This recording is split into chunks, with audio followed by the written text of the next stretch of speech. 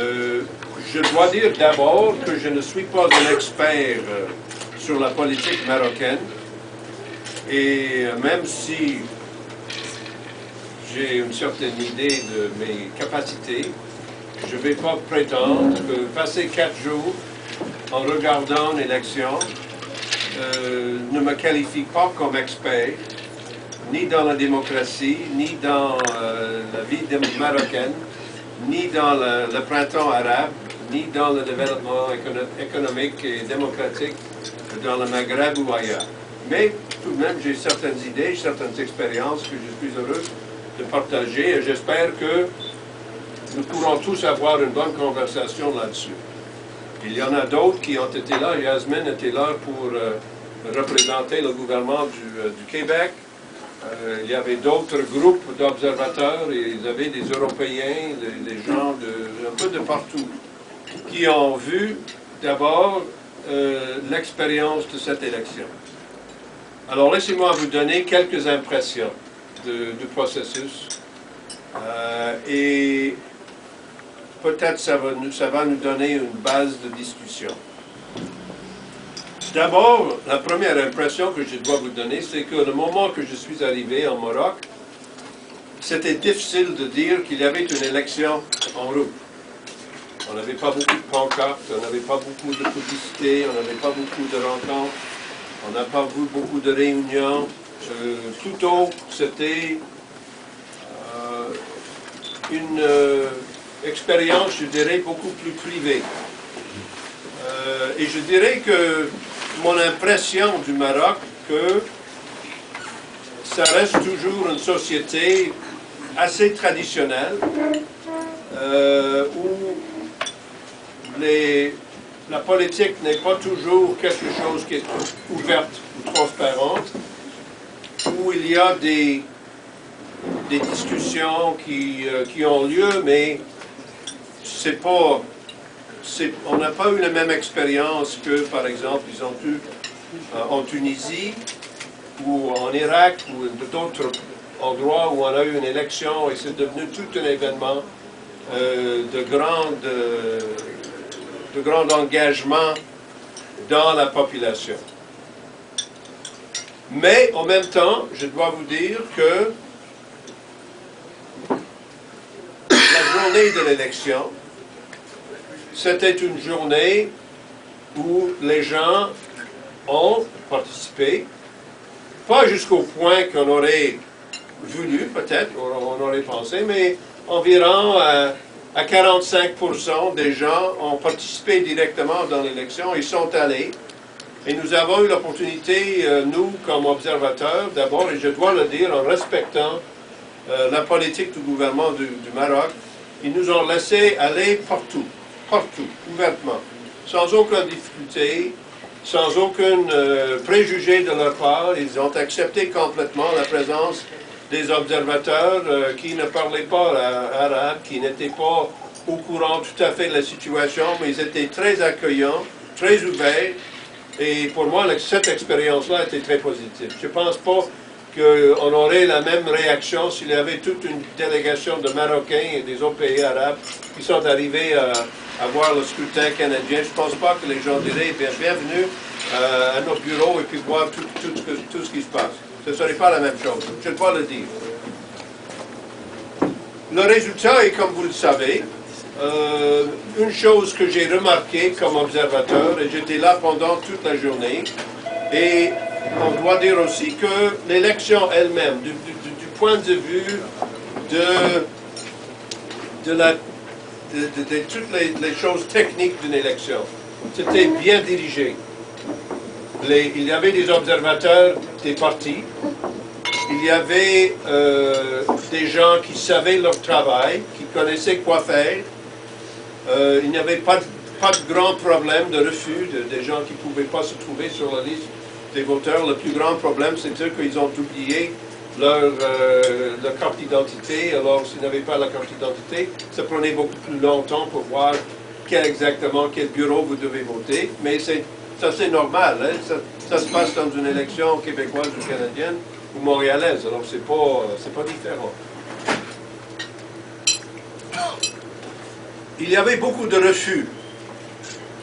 Non pas des gens qui n'ont pas été permis de voter, mais il y avait beaucoup de refus de gens qui ont pris leur scrutin, le ballot, mais ils ont marqué. Ils ont marqué X ou ils ont marqué quelque chose de plus, même de plus fort, en disant qu'ils n'aimaient pas, n'aimaient personne. Je me souviens, quelqu'un qui a écrit « personne ». Alors il y a beaucoup plus d'abstention, si vous voulez, mais ce n'était pas des abstentions polies, c'était des abstentions très fortes. Alors on doit dire que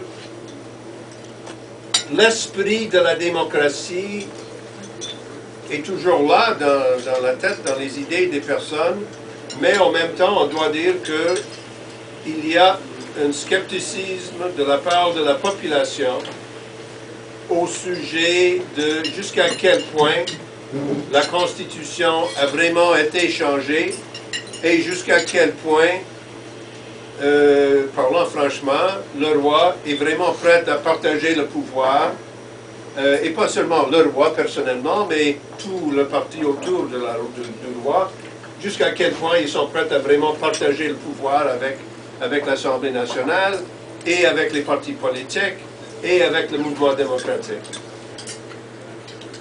Ce sont, à mon avis, toutes les choses que nous, comme Canadiens, nous devrions comprendre très bien. Et moi, je l'ai compris tout de suite, parce que si on se souvient de l'histoire du Canada, c'est l'histoire graduelle par laquelle la couronne a excédé le pouvoir à la population. Et ce n'est pas arrivé tout de suite. Ça a pris des années, ça a pris des décennies de travail. C'est pas jusqu'à 1848 qu'on a eu une élection qu'on pourrait dire voilà un gouvernement soi-disant responsable, c'est-à-dire un gouvernement qui est responsable au Parlement et qui est responsable à la population. Et même nous, ça continue d'évoluer.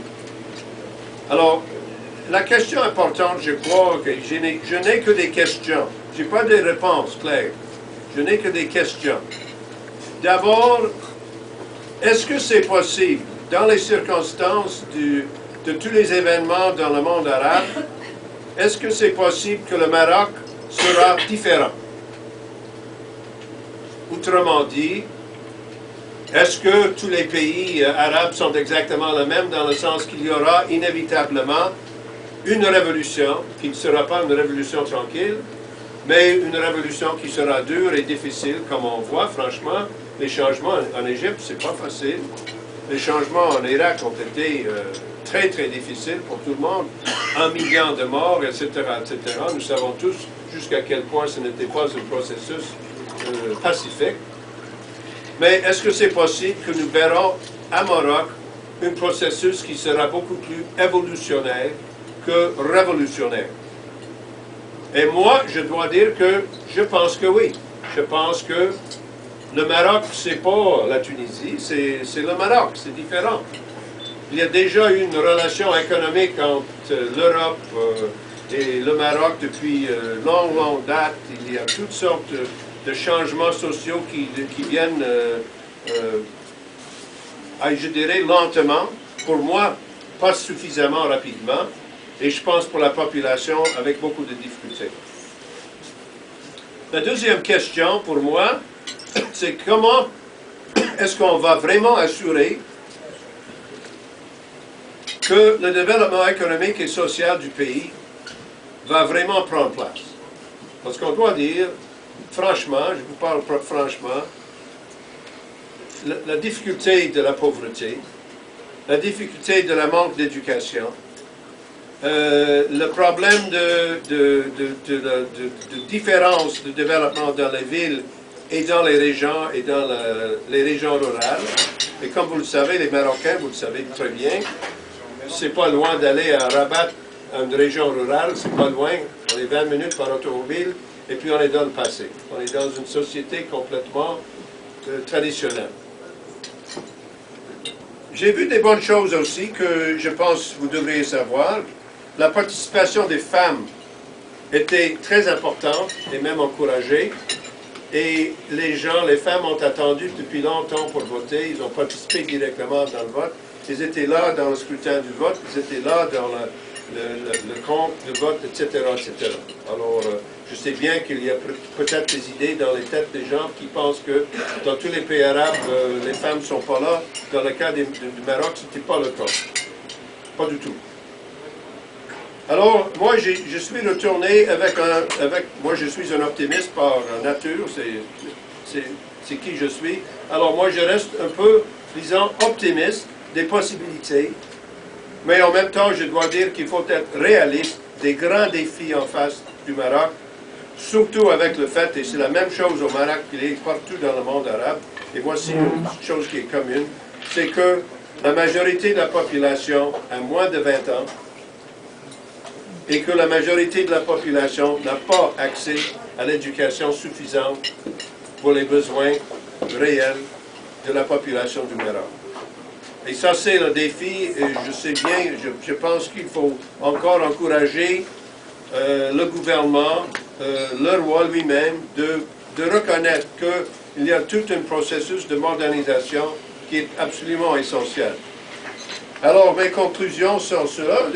La Constitution du Maroc que j'ai lue n'est pas une constitution complètement démocratique, mais c'est une constitution qui est plus libérale que celle qui était avant. Alors, c'est clair que le roi et ses supporters espèrent que ça sera suffisant pour le moment et qu'on va continuer le processus d'évolution pour voir comment on va arriver à un meilleur point. Moi, je pense que ce sera une transition très importante pour le monde arabe. Il faut avoir de différents modèles de développement pour le monde arabe. On ne peut pas avoir seulement un modèle. C'était une faute qu'on a faite dans les années 50 de penser qu'il y a seulement une voie à la prospérité. Il y en aura beaucoup. Et il faut reconnaître cette réalité de diversité. J'ai vu d'autres choses que je vais vous dire. Le développement économique commence. L'investissement étranger commence à grandir. La présence canadienne est plus forte qu'elle était avant. Bombardier est là avec une usine. Nous voyons des changements de relations. Nous avons des discussions sur le libre-échange entre le Canada et le Maroc.